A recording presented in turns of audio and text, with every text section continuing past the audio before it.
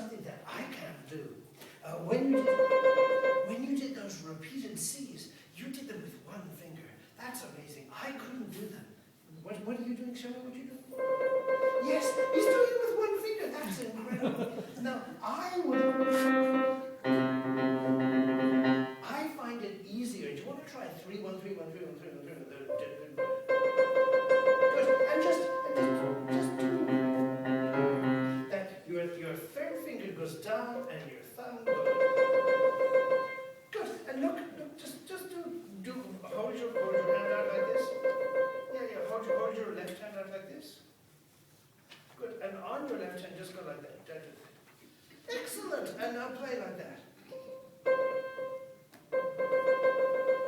Good. And not so loud. Just a little bit.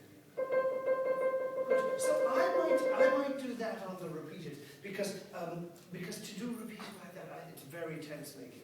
If you want to do repeated that are that with the same finger or the same chord, sometimes you have the same chords, you can walk your wrist in. Cha cha cha cha cha.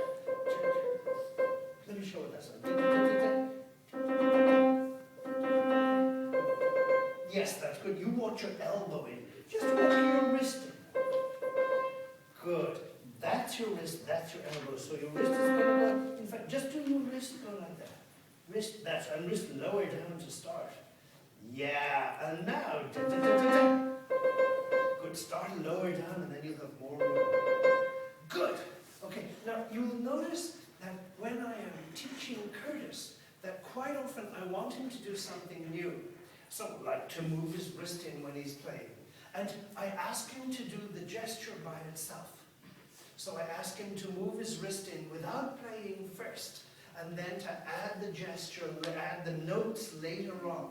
Because I find if they play the notes while I'm trying to get something new done, it's very hard for them to change, because they're so used to playing the notes the way that they play them. But if they do the gesture first, and then add the notes in later, that works really well. And so, things like rhythm, I'll get them to clap rhythm rather than or to tap rhythm rather than to play rhythm. I'll get them to sing rather than to play, because it's just easier for them to do the thing by itself if they don't have the notes in the way. So, we're going to run out of time very soon, but I want to talk a little bit more about things that I really liked, and then things that I thought that you could do in a way that's different. So, what's your favorite food? Yeah.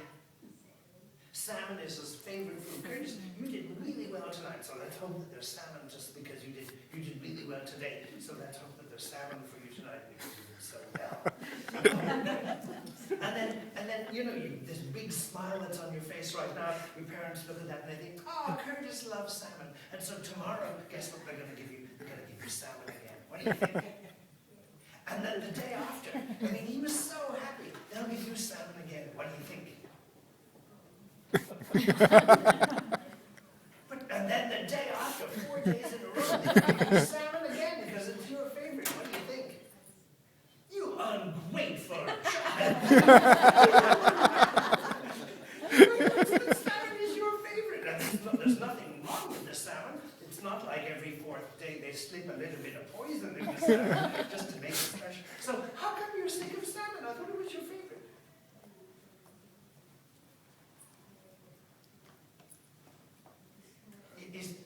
Curtis said if you eat something too much, pretty soon you get too used to it. And you get, of course you do, you're absolutely right. I wouldn't like salmon on the 4th day any more than you do.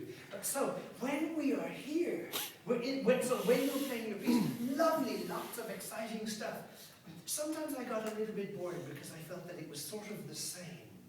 And so, I'd like you here to play differently from here.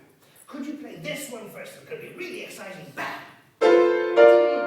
Oh, that's great. Now, could you play this? And I want it to be different. Good. Good. Now, that's nice. What are you going to do with your face that's going to be different from here to here?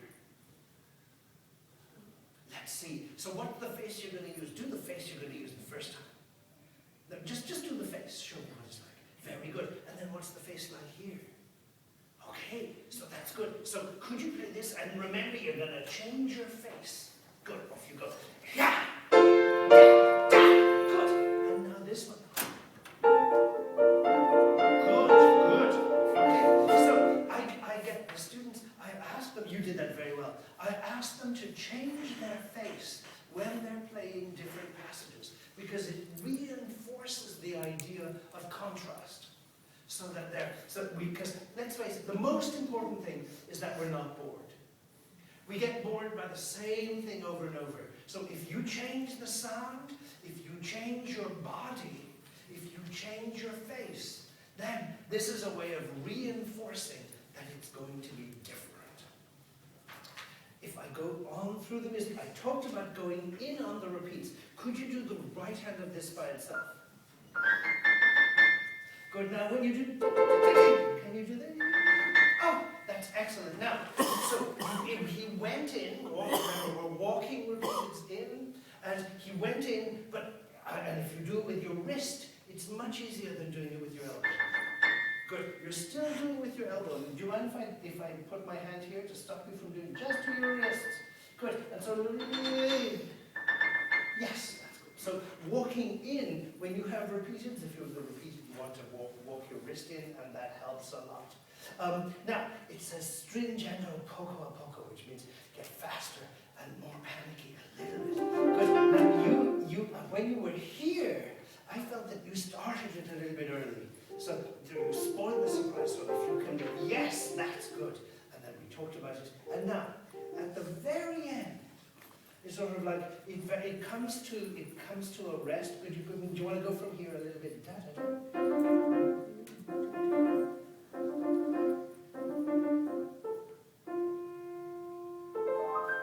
Good.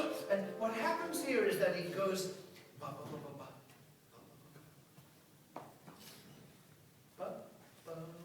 and you think, oh, it's over. And then you go, we're like, oh, we didn't see that one coming. Do you understand? So could you go gently?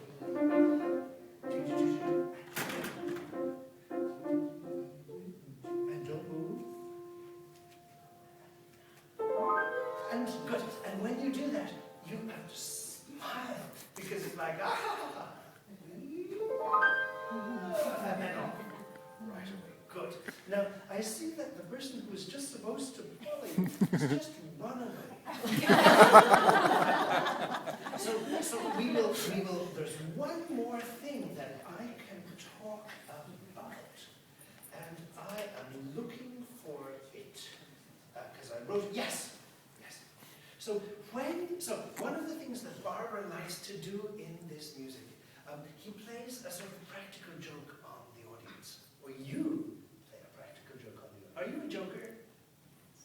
Sometimes. Good. So what the joke is you get softer and softer. They can't hear it. And then, guess what you do then? Yes! That's right, good. But in order for this to work, so it's like, come closer, and then, ah! So you have to be really slow. Let's do this. So you put them all to sleep.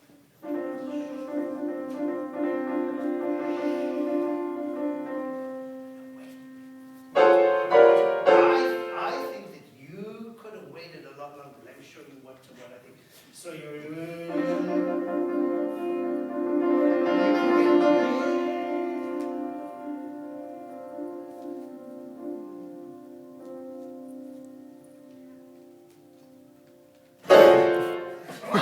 didn't see that coming. But why it was so much more effective is because I really made them wait for it. Yes. Wait. Yes. That's much better. And the thing, so we experience time as a proportion of our lives lived. Do you remember when you were 4 and there were the summer holidays and they were only 3 months, but they lasted forever? And now, and you remember really well because it wasn't that long ago for you. And now for us, 3 months, it goes by right and sort of, wow, is it summer already, you know? And so for us to wait is so much easier than for Curtis to wait, because time for us, a long time isn't really that long at all, but for Curtis, a long time is forever. And so you think, why do our students not want to wait long enough? But that's because for them, imagine if it was twice as long.